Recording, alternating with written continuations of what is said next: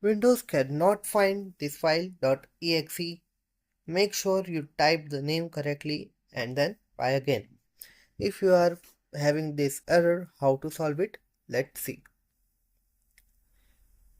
So here is a solution. This may be an issue with the system file corruptor. How to solve it? Right click your start button and select command prompt admin to bring up elevated command prompt. In command prompt type sfc/scan now and press enter. Restart the computer. If that doesn't work, then try this. Right click your start button and select command prompt to bring up elevated command prompt. In the administrator command prompt window, type the following commands. Press enter key after each command.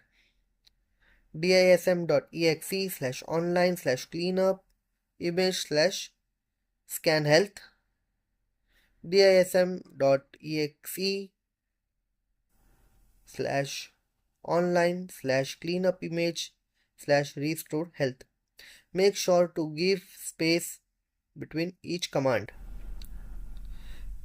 After this, try restarting your PC or computer. Hope this will help. Thanks for watching the video. Please like, share and subscribe.